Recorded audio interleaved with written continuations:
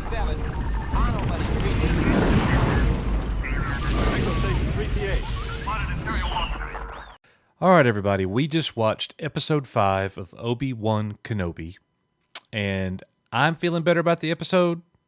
We're going to go through the entire thing with you guys here. So the episode, Nick, starts out, and you kind of just piggyback off of whatever I say, and Yeah. I'm just going to kind of go through it in sequential order here. I thought it was a really good opening scene where we got Anakin versus Obi-Wan, and then it's going to cut to Darth Vader. I thought that Hayden Christensen that he looked a little too old in the close-up shots, but the action shots were great. The action shots where he was a little blurry, you couldn't really tell, but I thought that the Shamook team could have done a little bit better to make him look younger, but that's a nitpick. Overall, I'm very happy with that opening scene of them starting their sparring match. Yeah. I like that scene. Same as what you said, Coach. I don't feel like they did any de-aging to Hayden Christensen at all in these scenes. I don't think the Shamook team did anything where they could have really made him look like he did in episode 2, Attack of the Clones. Look a lot younger, because that was obviously the time frame of these flashbacks.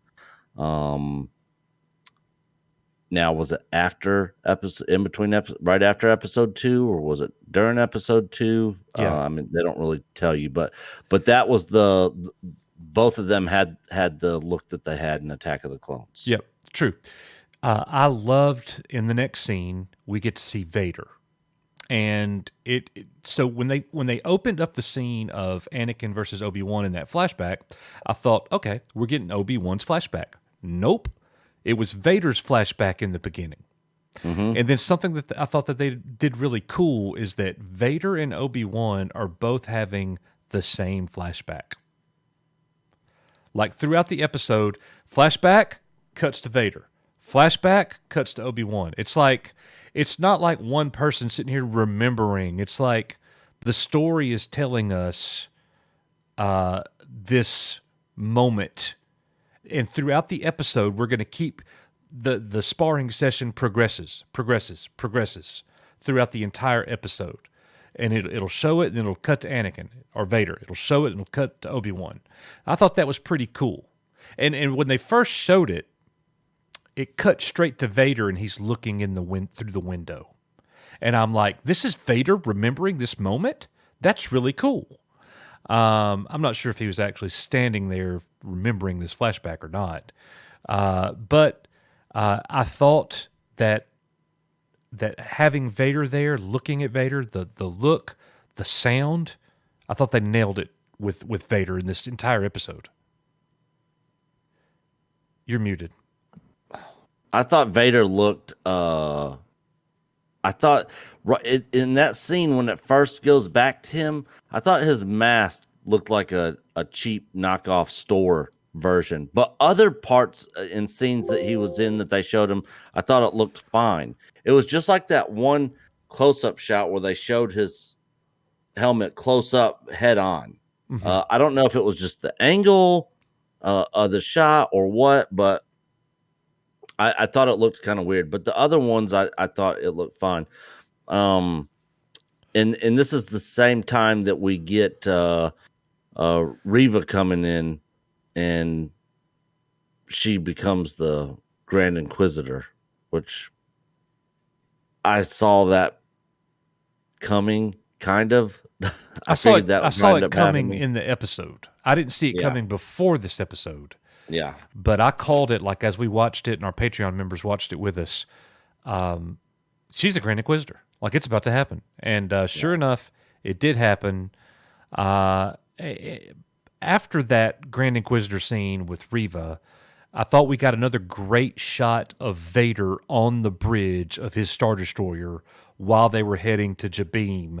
And it was at this moment where I was like, this episode here really has a big Star Wars feel. Yeah, And I was like, why are they heading back to Jabim where they escaped from the first time? I guess they had to go back to get those people out of there because they only had a small window, so that was the Yeah. whole reasoning. But at first, I was like, why are they going back there? Why don't they just get Leia back to Alderaan like right now? Yeah. So the next scene is one that I have a problem with. Obi-Wan is reading the hieroglyphics, the writing on the wall, okay? And he's reading and he says, "The light will fade, but will never be forgotten." And he turns and he looks, and there's literally like a bucket full of lightsabers. And I'm like, what? I know the path is smuggling Jedi out. I know that. Yeah.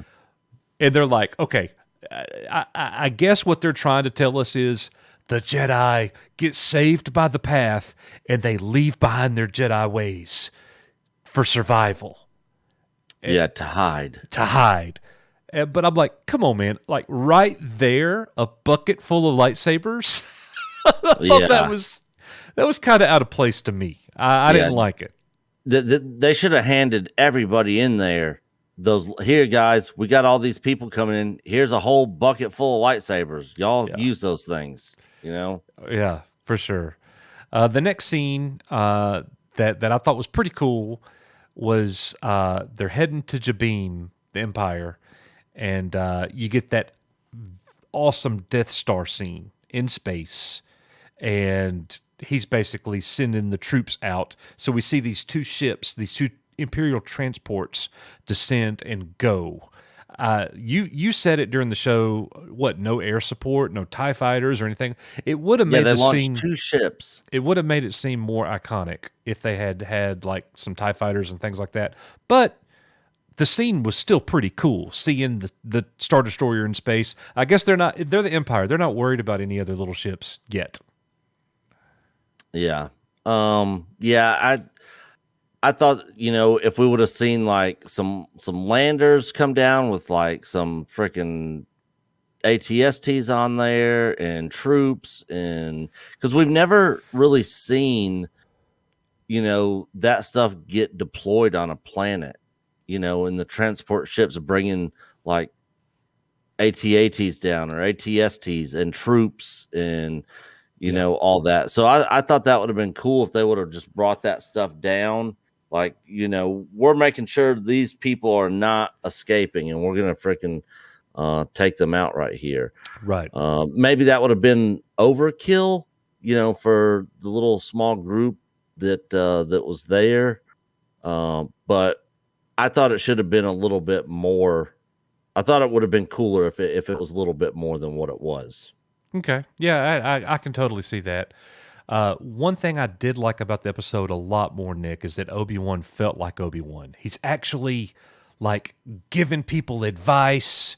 He's caring about the people. Not Nari now. This isn't Nari from early in the show where he doesn't care, whatever. This is Obi-Wan having compassion for the people. I'm going to fight for the people. I'm going to try to give these people some ideas. I used to be a general in the Clone Wars. You might want to listen to me and my experience. I like that. The one thing I didn't like about that was him reliant on Leia to go save the day with the breaker. Yeah.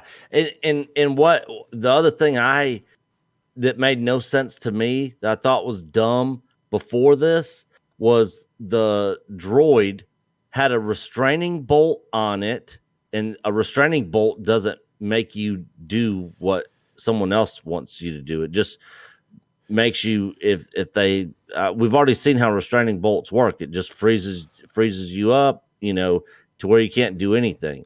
It's not you can track it because Luke, used the little thing to track, but it's not going to make you do something else. It's not like reprogramming, which is kind of what that droid was. It was like basically reprogrammed to do what Reva wanted it to do. Well, but it goes up to the door, to the hatch, and it just can open the door. It has no hands, no arms. The door just opens for it and then closes behind it. I'm like, okay, droids have the Force now. This is a restraining bolt 1.0. So these are the Yeah. reprogrammable droid kinds. Man, that's like restraining bolt 10.0. Well, this is the original. I'm saying later Yeah. on, you don't see them doing that. But yeah, that's They kind of weird. downgraded over Yeah, time. that's right. That's right. Riva enters the scene, and she's like, "Light them up, fire!" Yeah. Light So- them up. Light who up? The door? Yeah, I know. There's So- no people there. So there's a transmission, and Bale has sent a recorded message to Obi-Wan, and he's basically talking about Vader and Luke, and he's like, Vader's on the way, and I'm getting concerned. I haven't heard from you. I'm gonna go to Tatooine and watch over the boy. I know you told me not to send any messages, But I'm doing it anyway. But you knew it was going to be a problem right there. Yeah. Okay. And then more about that in a minute. So, and then Obi-Wan isn't quite fully back yet. He's got to get a little pep talk from Indira Varna's character. I can't even remember. Hala, I think. Tala. Tala. Yeah. He's got to get a pep talk from her, and now he's back. Okay. Yeah. Now, the next scene was seeing Anakin, Nick, in Order 66. We get the Riva's flashback of seeing Anakin, and in a gut wrenching kind of scene that I thought they did really well. Riva explains to Obi-Wan in their conversation that that she thought Anakin was there to help them. And that totally fits because in in Revenge of the Sith, the youngling said, Master Skywalker, what are we to do? Yeah. They thought he was there to help, and he started killing them all. And it actually showed Anakin swinging, Vader at that point, swinging his saber at the younglings, killing them. Now, it didn't show the deaths on scene, but it's definitely implied. So we get that. I would have liked that scene to be a little bit more, but it was so cool to see it, Nick. Yeah.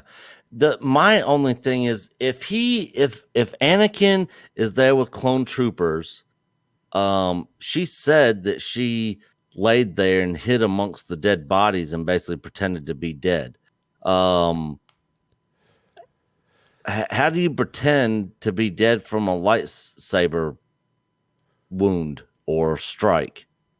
If she was never hit in the first place, how is she gonna fake being dead? I'm not really sure how that works and how that makes any sense. And if he could see her there. Yeah, I don't know. If there's a bunch of dead bodies around, and if you're just laying there, I kind of get that. Yeah, I get that. Yeah. But in the flashbacks, it shows him sitting there looking at her and her looking up at him. She wasn't hiding amongst anything. And then it shows him swinging the saber. How did she survive escape? that? How did she escape? Yeah. Yeah, how did she escape? And how did she become an Inquisitor? Yeah. Later on. I guess we'll find out in the Riva show. Yeah. Riva is asked to talk with Obi-Wan. They're losing. Obi-Wan's got a stall, whatever. He wants to talk to Riva. So they go up to the doorway and they talk through the door. And you could kind of tell that Riva is conflicted for a little bit. And then she talks about how, Anakin killed the only family she knew. And then that's when Obi-Wan realizes, and me, the viewer, realizes, honestly, that Riva is actually is trying to kill Vader. She is hunting Vader. She's trying to get him in close where she can kill him. And I think that was one of the things that was leaked, wasn't it? It was. Oh, yeah, it absolutely yeah. was. It absolutely was. I thought so. Everybody's been talking about that. But here's the catch. Why is Riva trying to kill Obi-Wan? Like, she blames him? She's blaming Obi-Wan for failing to stop Anakin? So she's not only trying to kill Vader, she's also trying to kill Obi-Wan. That makes no sense to me. Right after this conflict, you're talking to me through the door. I'm going to jab my lightsaber through the door and try to get you with it. And it's like, come on, man. That to me was poor storytelling. It didn't fit. Reva had no business trying to attack Ben Kenobi after the conversation. The two things didn't go together. Yeah, and why didn't she use her lightsaber in the first place? Why'd she have him just shooting the? I mean, they had that big, huge laser cannon, and it didn't take the door out. I mean, why didn't she just walk right up to him and be like, "Hey guys, I got this. Hang on." Right. You know, she did it. Of course, she does it later. Yeah. Which is what she should have done in the first place. But I didn't understand why she just didn't walk up and do that. But Yep. One of the scenes, Nick, that one of the lines rather that I thought was really good in this episode was when Obi-Wan Kenobi said, he, talking about Vader, he knows I'll do everything I can to protect these people. And that made me reflect back on the familiarity between the two characters. They were brothers. They know each other. Vader knows Obi-Wan's going to be there. Like, and Vader said a line like, I know he's going to be there. We already have Kenobi. You know, we're going to him now. Like, he knows Kenobi's going to be there because he knows that the Obi-Wan he knows, would not abandon these people. And again, that kind of harkens back to we're finally getting the Obi-Wan Kenobi that we know. yeah. Now, it's at this point where I think you made a comment, but it kind of worked for me when Obi-Wan turns himself in, gives up the saber. He surrenders, and he tells the path, there are other ways to fight. And that made me reflect back to A New Hope, Star Wars, where Obi-Wan Kenobi says there are alternatives to fighting. And like, I thought that was a really crafty line for them to use, as it made me remember the original movie, and I liked it. Yeah. And, you know, I didn't really understand what he was doing or what his plan was. I mean, I guess he knew he was probably going to die, and he was just going to try to stall to give them more time to get out. Yeah. So to be fair, what you're saying, I felt like the line meant more to the writers than what's actually happening in the story. I think there's a disconnect there. Him surrendering the way that he didn't really make sense to me either. But I like the line that he said. You know what I mean? But I'm with you on that. So what'd you think about Kenobi pleading to Reva, we can do this together? I'm drawing him in right now. That's why I surrendered, was to bring you in. Well, I kind of just answered my own question. That's why I surrendered. Yeah. That's the alternative to fighting, I guess. That's the other way to fight. Like, I'm going to surrender, bring Vader in. When he gets here, we'll get him together. You kill him. Yep. Yep. He'll be focused on me. You take him out. You know, it makes sense after the conversation he had with her at the door. He knew that she was kind of there to get close and to bring him down. But it still doesn't.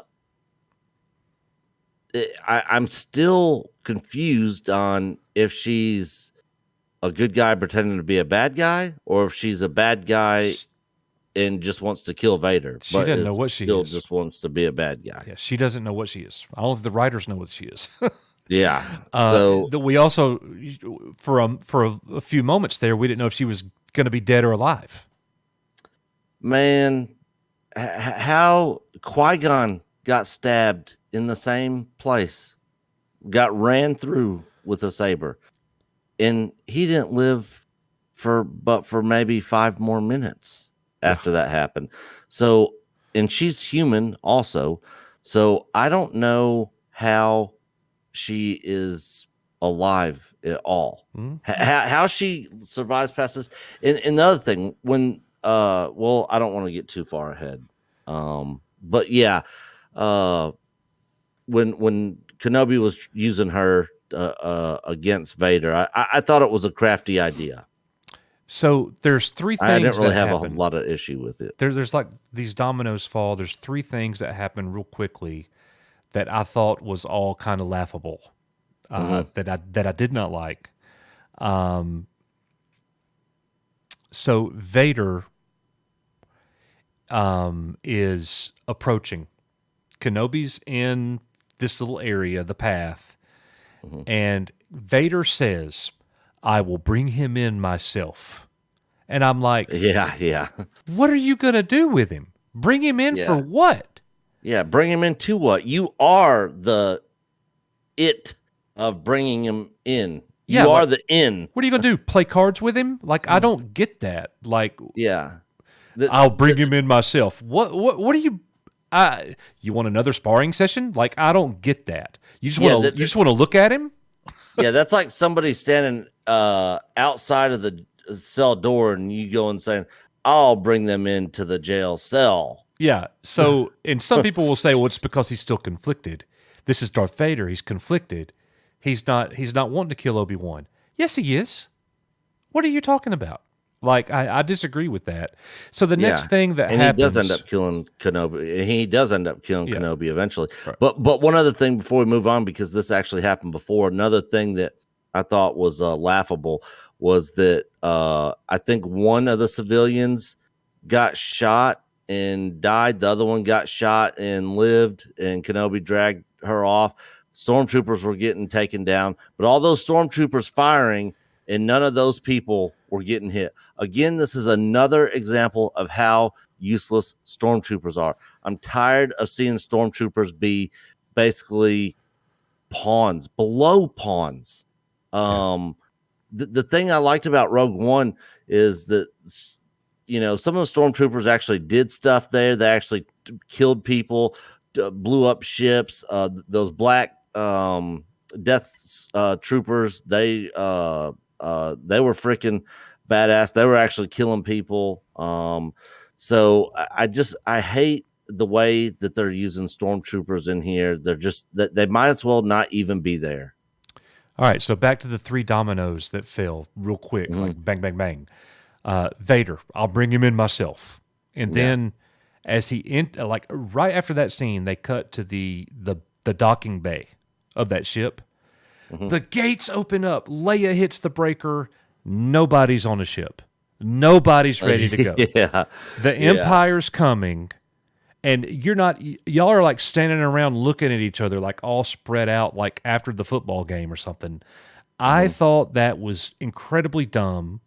And then right after that, Vader stops the ship with the Force, and I thought, oh, that's bad. That's badass right there. That reminded me of the Force Unleashed games. Yeah. So he's got the ship, but that ship was just a like decoy. Who the freak was flying that ship? Yeah, and who would have thought they would need a decoy ship? So did they know that Vader was going to be able to use the Force to try to stop it? Yeah, he brings the ship down, and then the real ship takes off, and he just watches it. And it's like, why did you run out of Force berries? Like, I don't get it. Like, why didn't he use the Force on that one? My Force fuel ran out. Yeah. I used it all to stop this first ship that was a decoy that they already knew they needed a decoy for. It just it didn't make sense that they would even know to even have to do a decoy. So the next scene, Nick, Reva versus Vader. Reva attacks Vader from behind. They have a very good fight. I loved the scene. Darth Vader is to Reva as 1,000 is to 1.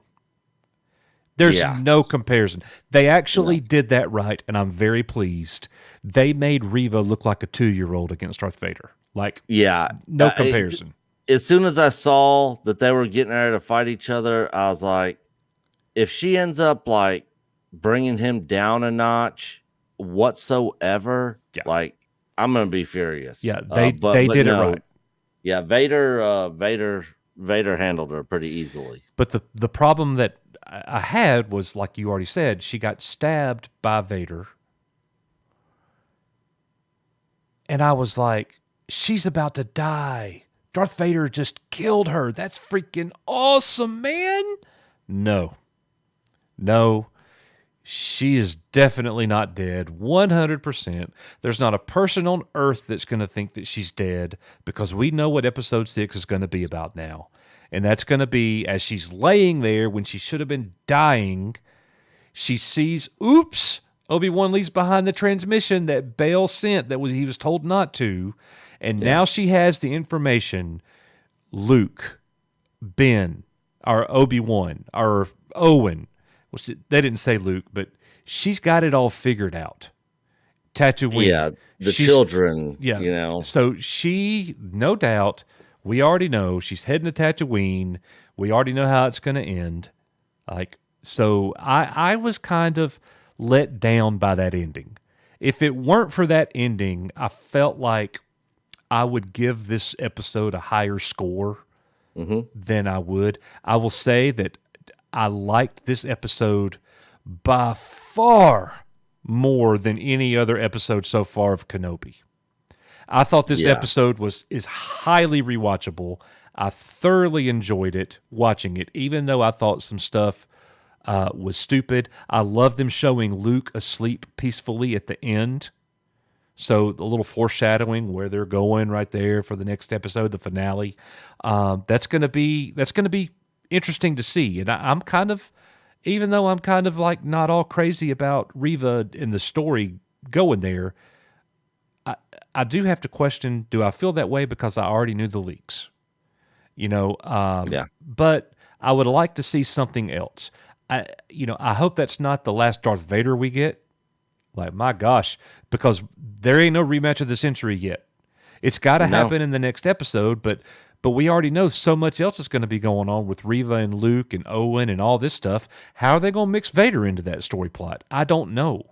They only got 37 minutes to do this thing, so it's going to be interesting to see what they do, Nick. But I'm going to give this episode, for me, believe it or not, maybe this is just me.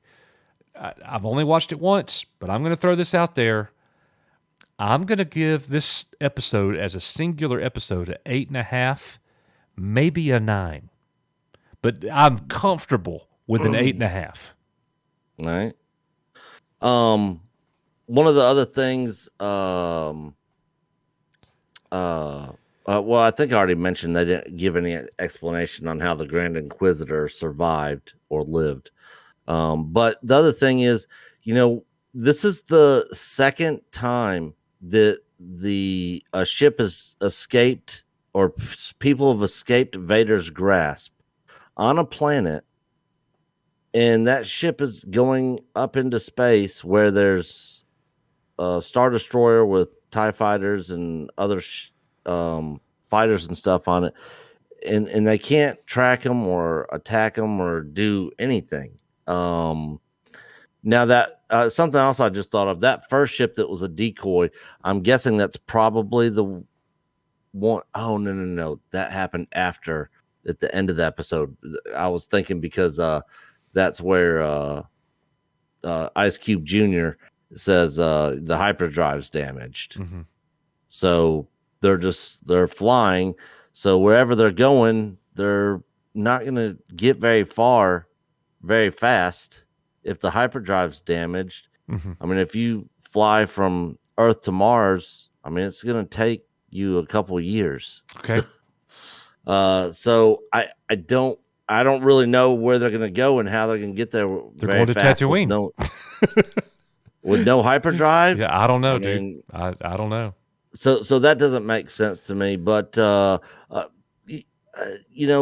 all these questions and stuff, and this is stuff that just kind of jumps out at me as I'm watching this stuff. I don't have the ability to turn my brain off like a lot of people do, and just watch this without even thinking about it and just consume it. I got to have it make sense to me. A lot of this doesn't make sense to me. I'll agree with Coach. I think this has been the best episode in the series. That's not really saying a whole lot for me because I still think this entire show is bad.